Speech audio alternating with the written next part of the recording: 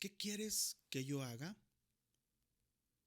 Esa fue la pregunta que Saulo le hizo al Señor después de que fue confrontado por él camino a Damasco.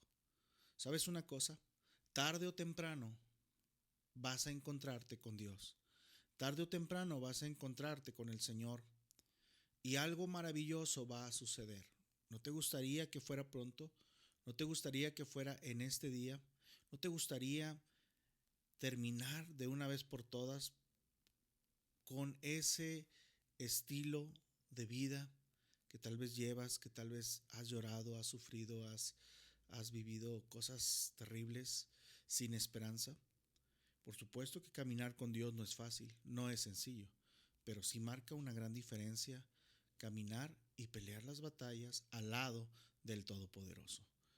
Implica, trae un gran contraste, una gran diferencia, el hecho de que Dios esté con nosotros. Un día, el apóstol Pablo, siendo Saulo todavía en el libro de los Hechos, capítulo 9, nos dice la Biblia que Saulo, respirando aún amenazas y muerte contra los discípulos del Señor, vino al sumo sacerdote y le pidió cartas para las sinagogas de Damasco, a fin de que si hallase a algunos hombres o mujeres de este camino, los trajese presos a Jerusalén. Mas yendo por el camino, aconteció que al llegar cerca de Damasco, repentinamente le rodeó, dice la Biblia, un resplandor de luz del cielo, y cayendo en tierra, oyó una voz que decía: Saulo, Saulo, ¿por qué me persigues? Él dijo: ¿quién eres, Señor? Y le dijo: yo soy Jesús, a quien tú persigues.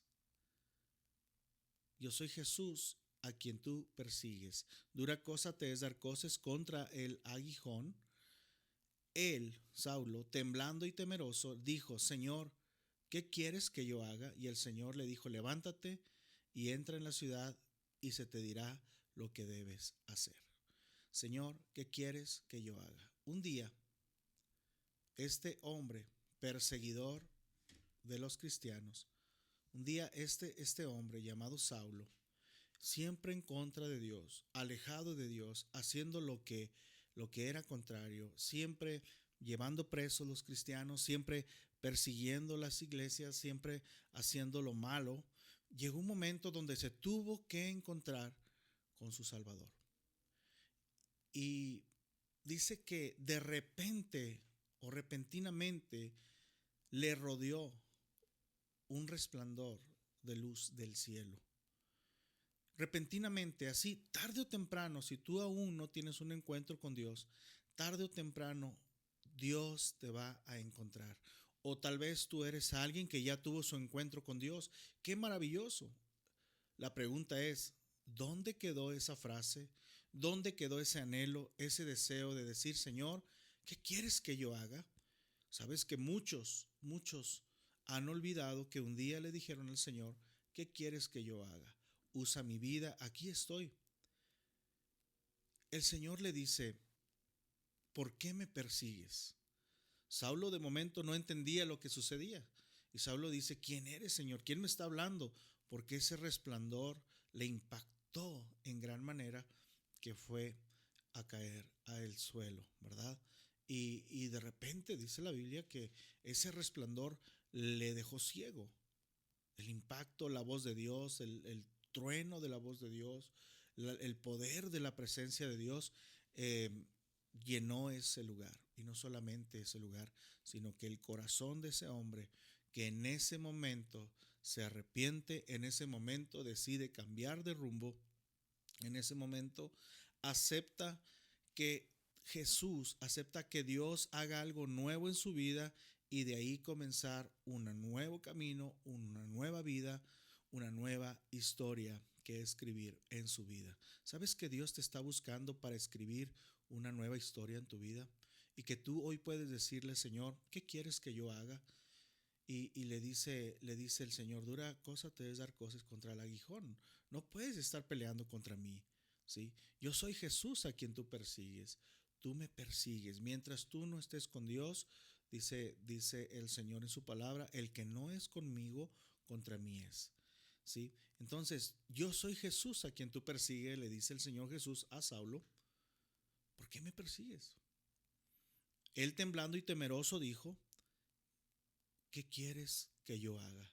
Y desde ese momento comienza ese encuentro, esa conversión de Saulo, después llamado Pablo. Y desde ese momento en que él decide que su vida va a cambiar a través del poder de Dios. Y ahora miramos a un Pablo en la Biblia predicando, al apóstol Pablo, al misionero, haciendo viajes misioneros, predicando a los reyes, predicando a los políticos, predicando a los soldados, predicando a toda gente, predicando, llevando en su vida, en su marca, las huellas, las marcas de Cristo.